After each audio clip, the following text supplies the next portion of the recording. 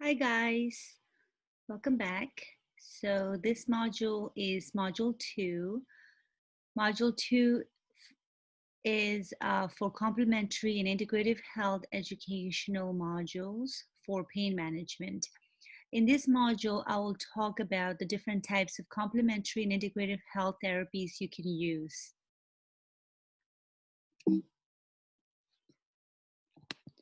Upon completion of this module, you will be able to define complementary and integrative health, distinguish between the various types of complementary and alternative health and integrative health, apply complementary and integrative health strategies into current practice. Complementary, integrative, and alternative health have different definitions.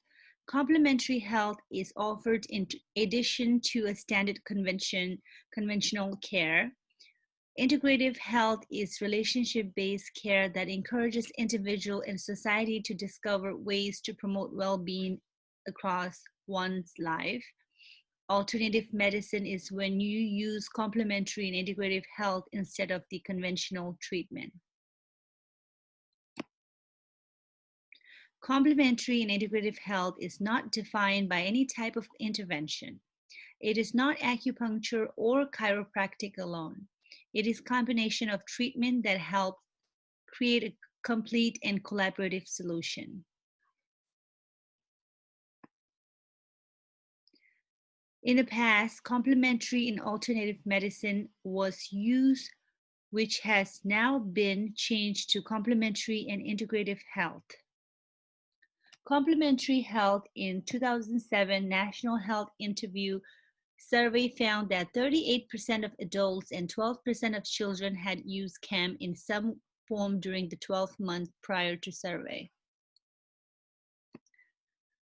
Integrative health, according to the National Center for Health Statistics 2015 report, more than a third of American adults used some form of integrative therapy in the past 12 months. There are many complementary and integrative health therapy you can use in everyday life, such as listed below: mind-body approaches, biologic-based therapies, body-based methods, energy-based modalities, whole system approaches. Mind-body medicine therapy include behavioral, psychological, social, and spiritual approaches. For example, yoga, guided imagery, meditation. Biological-based therapy include natural or biologically derived interventions and products that are taken internally or used topically on the body, such as supplement, probiotic, bee pollen extract. Manipulative and body-based methods utilize manipulation, touch, or movement of the physical body. That's massage, chiropractic, acupressure. And energy therapy involve the use of electromagnetic, ultrasonic, thermal energy. For example, Reiki, healing touch, magnetic therapy.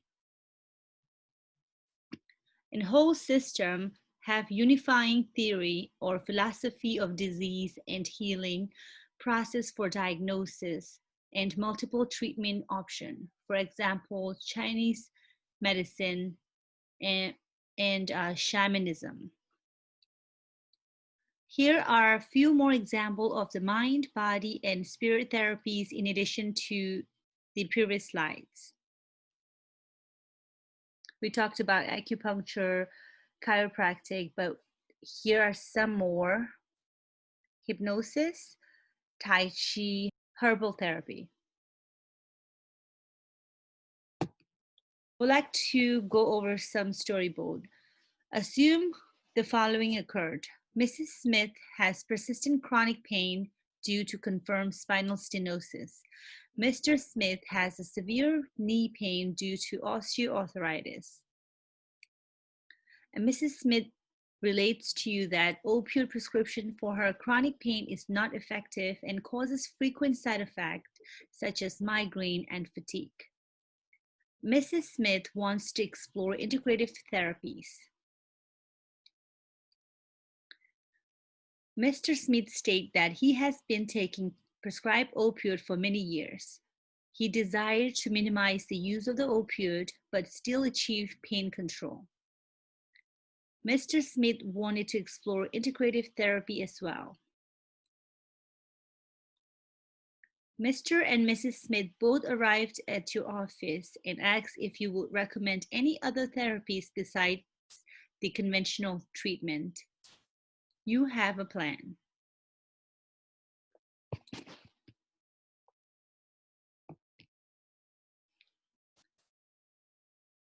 When administering complementary and integrative health modalities, these are the 8 guiding principles to follow and defines the role of the provider within a patient-centered care approach.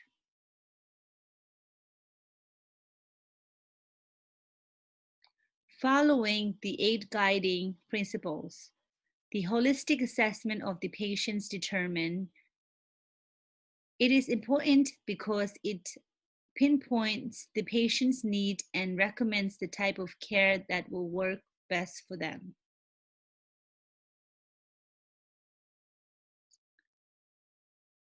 Usually, when providers undergo a holistic assessment of the patient, they are following 6 different categories: physiological, psychological, sociological, developmental, spiritual, and cultural. When assessing pain, you want to consider the patient's history, patient self-assessment, pain scale score, anxiety depression screenings, and patient's preference for delivery of care. These are the common diagnoses providers usually deal with when patients have chronic pain.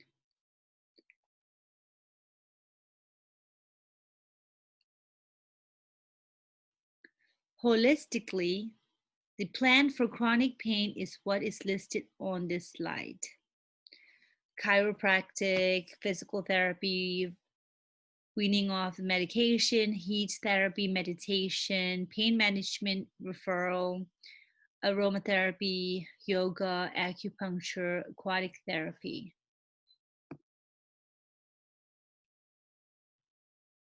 I'm sure you guys have heard of chiropractic medicine. It is based on a link between the alignment of the spine and the function of the body. If you guys are interested, please click on the link below in the slideshow to see an actual chiropractic session performed by the chiropractor. As mentioned in module 1, there are 10 useful articles found, one of them being this one from Tu Chin. He described that chiropractic medicine showed a significant improvement with migraine frequency by 90%.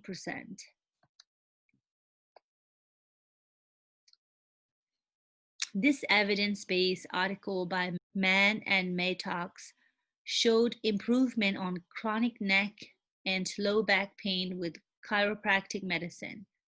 The patient had reported improved quality of life and discontinued use of their opioid medication. Acupuncture is another common therapy. It originated in East Asia over 2,000 years ago. Acupuncture supports the body and mind in its own natural healing process. And I also have a link on the slide on YouTube you guys can watch.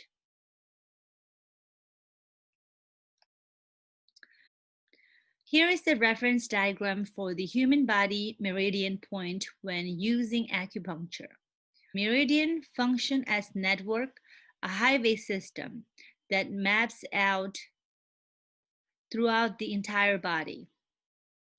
It depicts the flow of energy, or more accurately, life force or chi within the human body So if someone is tired, an acupuncturist would simply place a needle where the chi would then be rejuvenated again.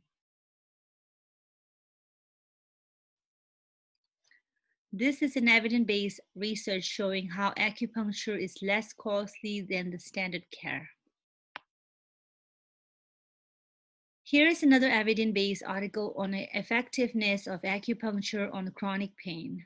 This article is level 2 random control trial, which observed the role of gentle and integrative acupuncture in the treatment of low back pain.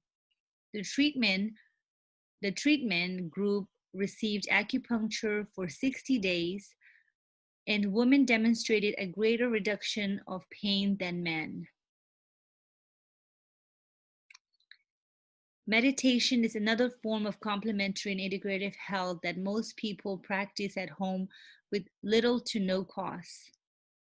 It is very beneficial for the mind, body, spirit system, and especially more during the pandemic.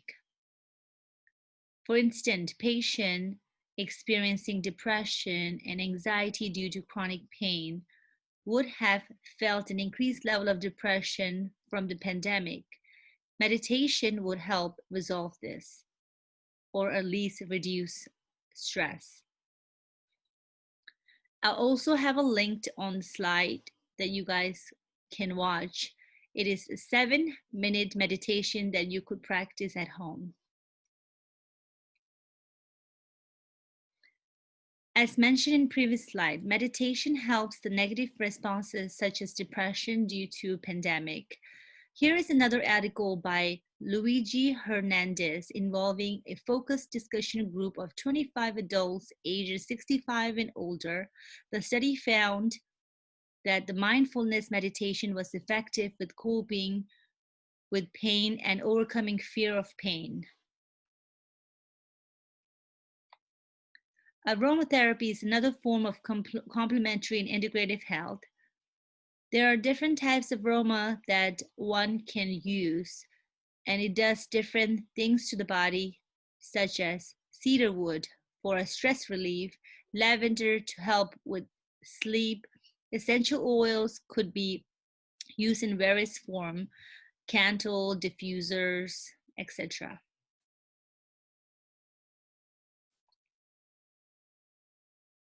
So here is an article by Lacan. It looked at 12 studies observing aromatherapy for pain management. He found that aromatherapy was particularly consistent in treatment for certain type of chronic pain, such as acute postoperative gynecological pain.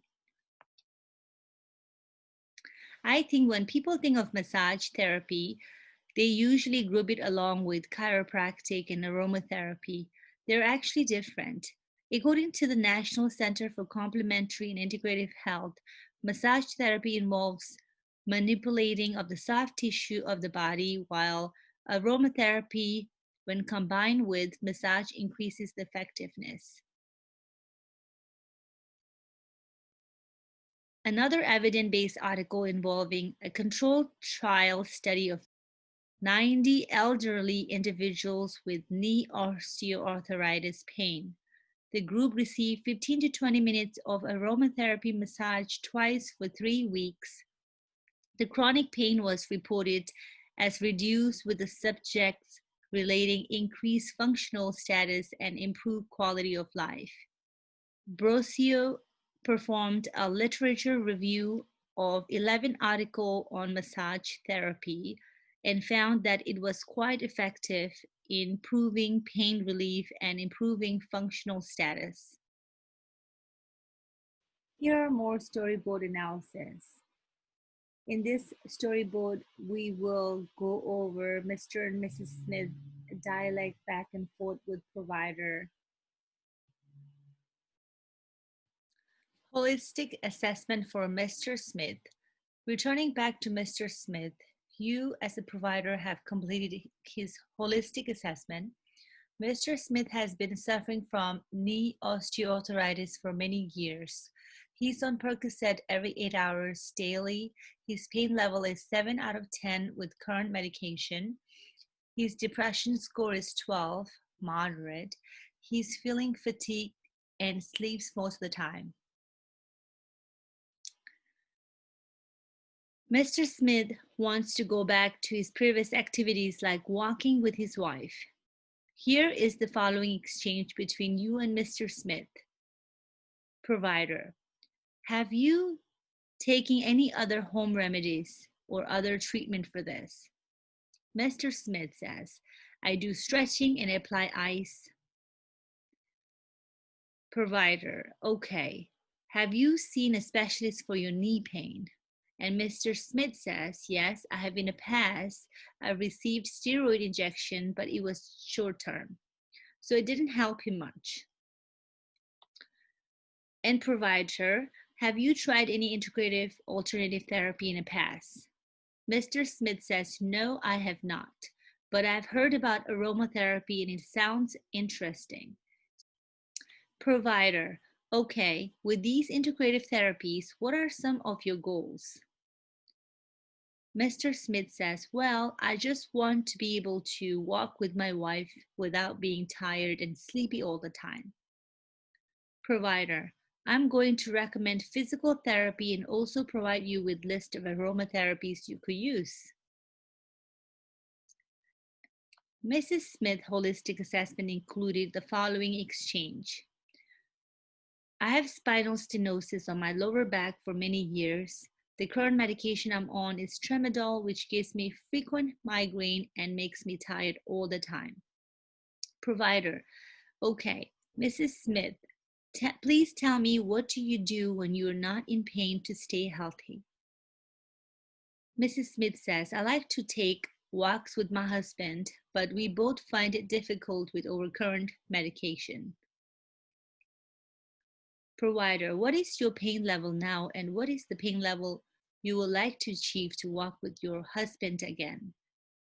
And Mrs. Smith says, my current pain level with my medication or medicine is 8 out of 10. I would love to get it down to 5 so I could walk with my husband.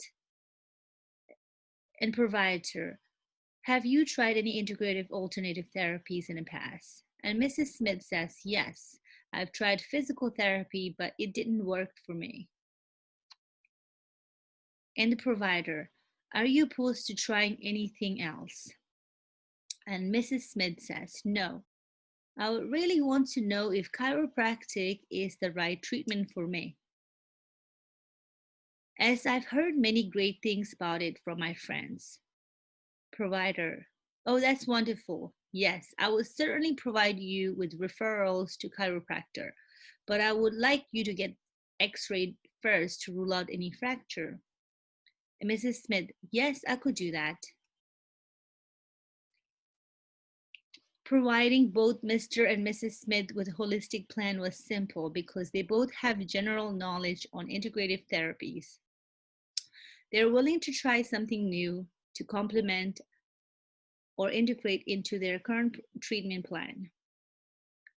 Utilizing a patient-centered approach and determining a treatment plan based on holistic assessment helped us assess with deciding Mr. and Mrs. Smith holistic plan. So which complementary and integrative care would you recommend based on patient's age and chronic pain? As their provider, you would recommend a gradual decrease on their opioid prescription and recommend integrative therapies that they're interested in. Again, you would never want to stop their opioid prescriptions they've been taking on for a very long time. So you always want to wean.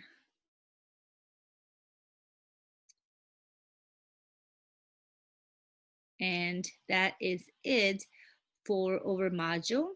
And I would like to thank you guys again for watching my modules and taking a part in an extra credit with Dr. Gray. So please do send me an email through the contact me list on my website and send me your email address and just shoot me a message saying you've done the modules